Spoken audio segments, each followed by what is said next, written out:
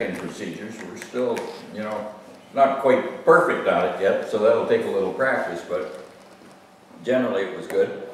Listen to your briefing though, like Ernie, not being critical, but we hopped in the airplane and Ernie says, oh, we're starting on 121.7.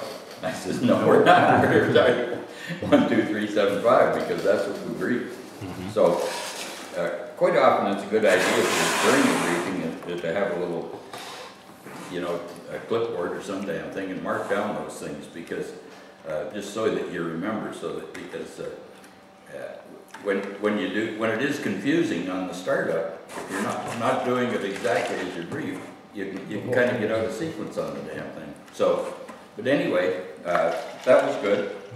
Well, on the takeoff, he told us to turn right. We were planning to turn left.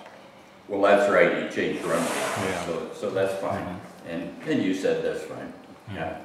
But those you have to do. It's really tough in dissimilar airplanes because, you know, your power settings and his are different and yours are different. So it's not easy. Like you were going like hell there after takeoff. And on your takeoff roll as lead, I would use your throttle movement a little slower. Because you jumped her up fairly quick, and Ernie was trying to be fast, but you were way even before we hardly, and you were quick on it. But you were quicker. You went whoom like this, and man, that just left us sitting in the dust.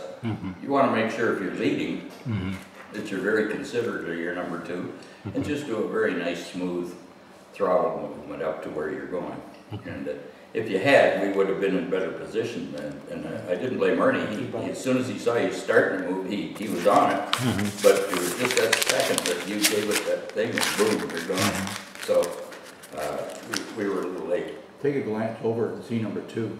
Then you can kind of get that he's rolling. That he's rolling with you, and then you can. Yeah. But anyway, that's part of learning to do that. We tried to cut you off. Well, that was another thing. I briefed to turn minimum of 90 degrees, and you only turned about 40. Oh, okay. So that means that we couldn't didn't have a cutoff. Enough cutoff, yeah. Like if you turn 90, you've got a nice cutoff. But if you turn out there, he doesn't. The advantage of having a cutoff isn't there. So. And I looked at the heading because I thought, I don't think. Yeah, we were only like 138 or something. Yeah, so we should have gone all the way to 165. 40 degrees, and 40 degrees just doesn't do it for the cutoff. Right? Yeah. He just doesn't have anything there to do it. But if you do a full 90 and so on, you can cut it in. And initially, he's ahead of you on the turnout, and then he's gradually solved in there. But it just didn't work. Anyway, we got up there okay and got on the frequencies. That worked out fine, and got over. The trouble is, both of you are flying back here, and in this type airplane, you just can't see the hand signals. Yeah. You know. True. So if you're going to wait, if you're going to practice flying back here, you may as well resign yourself that we're going to do radios.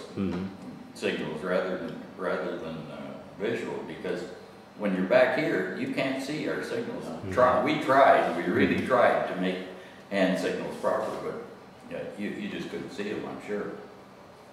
So anyway, switch lead, that worked okay. Renumbered, turning the frequency over was good. Did a few turns and they were okay, and I know it was really rough there. But even being as rough as it is, even though you allow for that by being maybe out this way a little more, you should still be up here. When you're back here, it just doesn't work. Yeah. It just doesn't work. You got to get up here, and at least, as I say, if it's rough, okay, stay out here a little bit, so there's no problem. But when you're back here and out there as well, right? You know, it isn't formation anymore. You're just not there. So anyway, how did the line of stern and trail go? All over the place. Was it?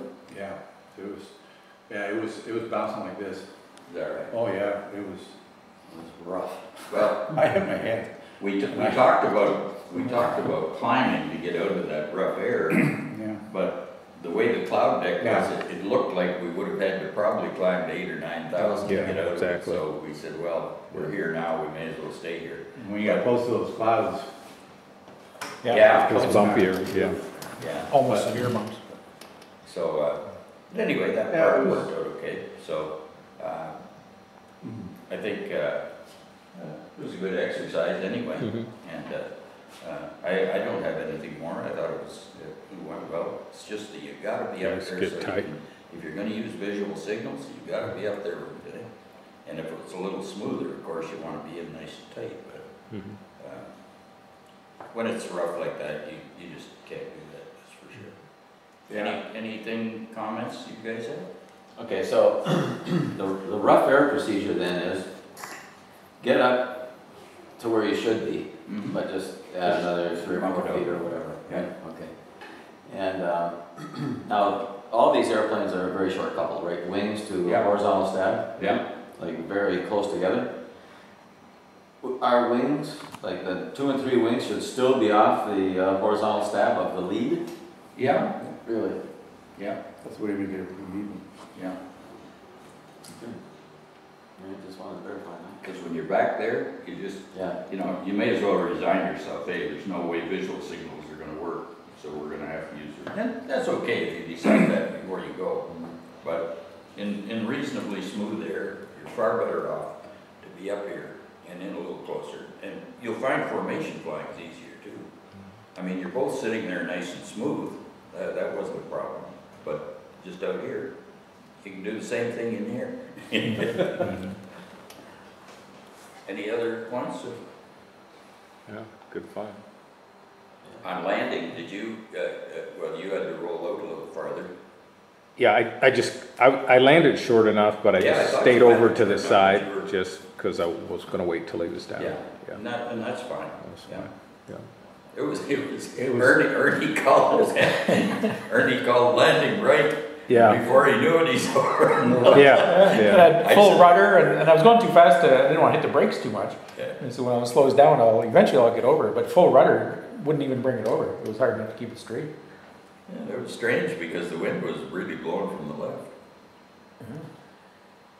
I was pushing it the right way. I said, is this your left?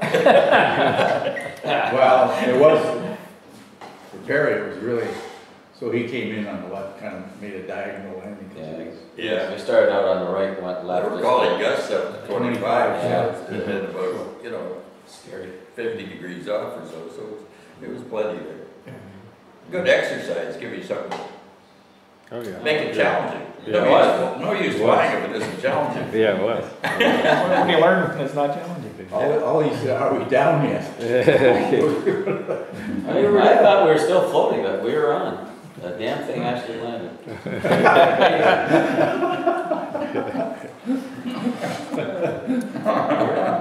We might actually got some good video. We're none at all, one or the other. Yeah, Let's yeah. put it on there. We still haven't got together to go up and do the arrows there, Charles. Yeah, yeah. Give me a call, I'm I around. will, When okay. you want to do that. Yeah, maybe in the next week Mhm. we'll do it, yeah. Okay, let me see if the video